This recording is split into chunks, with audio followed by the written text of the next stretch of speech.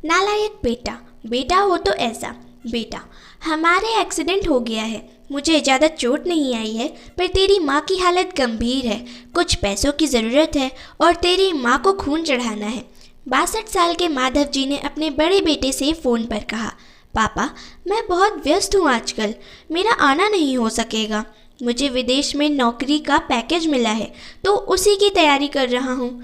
आपका भी तो यही सपना था ना, इसलिए हाथ भी तंग चल रहा है। पैसे की व्यवस्था कर लीजिए, मैं बाद में दे दूँगा, उनके बड़े इंजीनियर बेटे ने जवाब दिया। उन्होंने अपने दूसरे डॉक्टर बेटे को फ़ोन किया, तो उसने भी आने से मना कर दिया। उसे अपनी ससुराल में शादी में जाना था। हाँ, इतना ज़रूर कहा कि पैसों की चिंता मत कीजिए, मैं भिजवा दूंगा। यह अलग बात है कि उसने कभी भी पैसे नहीं भिजवाए। उन्होंने बहुत मायूसी से फ़ोन रख दिया। अब उस नालायक को फ़ोन करके क्या फ़ायदा? जब ये दो लायक बेटे कुछ नहीं कर पा रहे हैं, तो वो नालायक क्या ही कर लेगा? उन्होंने सोचा और बोझिल कदमों से अस्पताल में पत्नी के पास पहुँचे और कुर्सी पर ढेर हो गए। पुरानी बातें याद आने लगी। माधव राय जी स्कूल में शिक्षक थे। उनके 3 बेटे और 1 बेटी थी। बड़ा इंजीनियर था और मझला डॉक्टर था। दोनों की शादी बड़े घराने में हुई थी। दोनों अपनी पत्नियों के साथ अलग अलग शहरों में रहते थे। बेटी की शादी भी उन्होंने खूब धूमधाम से की थी। सबसे छोटा बेटा पढ़ाई में ध्यान नहीं लगा पाया था। 11वीं के बाद उसने पढ़ाई छोड़ दी और घर में ही रहने लगा। कहता था, मुझे नौकरी नहीं करनी, अपने माता पिता की सेवा करनी है। पर मास्टर साहब उससे बहुत नाराज़ रहते थे। उन्होंने उसका नाम नालायक रख दिया। दोनों बड़े भाई पिता की आज्ञाकारी थे, पर वह गलत बात पर उनसे भी बहस कर बैठता था, इसलिए माधव जी उसे पसंद नहीं करते थे। जब माधव जी रिटायर हुए तो जमा पूंजी कुछ भी नहीं थी। सारी बचत दोनों बच्चों की उच्च शिक्षा और बेटी की शादी में खर्च हो गई थी। शहर में एक घर, थोड़ी ज़मीन और गांव में थोड़ी सी ज़मीन थी। घर का खर्च उनकी पेंशन से चल रहा था।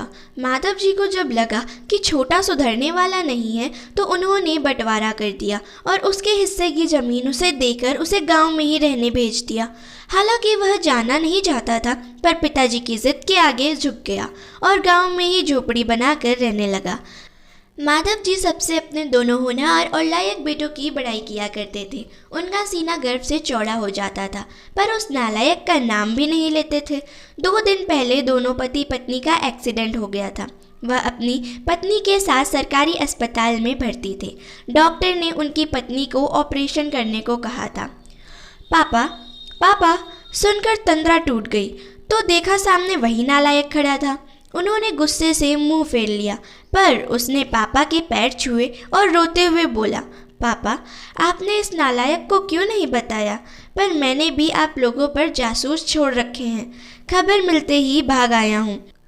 पापा के विरोध के बावजूद उसने उनको एक बड़े अस्पताल में भर्ती कराया, माँ का ऑपरेशन कराया, अपना खून दिया, दिन रात उनकी सेवा में लगा रहता कि एक दिन वह गायब हो गया। वह उसके बारे में फिर बुरा सोचने लगे कि तीसरे दिन वह वापस आ गया। महीना भर में ही माँ एकदम भली चंगी हो गई। वह अस्पताल से छुट्टी लेकर उन लोगों को घर ले आया। माधव जी के पूछने पर बता दिया कि खैराती अस्पताल था, पैसे नहीं लगे हैं, घर में नौकरानी थी ही। वह उन लोगों को छोड़कर वापस गांव चला गया। धीरे धीरे सब कुछ सामान्य हो गया। एक दिन यूं ही उनके मन में आया कि उस नालायक की खबर ली जाए। दोनों जब गांव के खेत पर पहुंचे तो झोपड़ी में ताला देखकर चौंके। उनके खेत में काम कर रहे आदमी से पूछा तो उनने कहा, यह खेत अब मेरा है क्या? पर यह खेत तो... उन्हें बहुत आश्चर्य हुआ।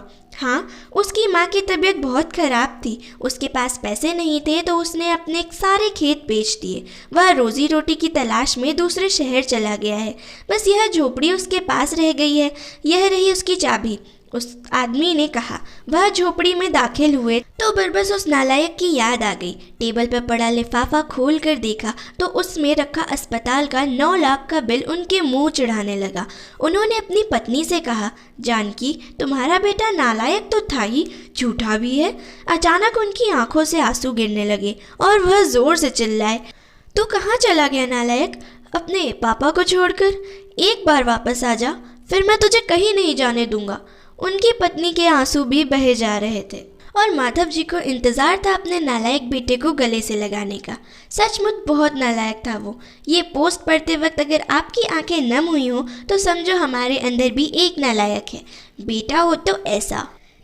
आशा करती हूँ कि आपको यह वीडियो अच्छी लगी होगी। अगर ये वीडियो अच्छी लगी है तो वीडियो को लाइक करें, चैनल पर नए हैं तो चैनल को सब्सक्राइब करें और बेल आइकन ज़रूर से प्रेस करें और कमेंट ज़रूर करिएगा।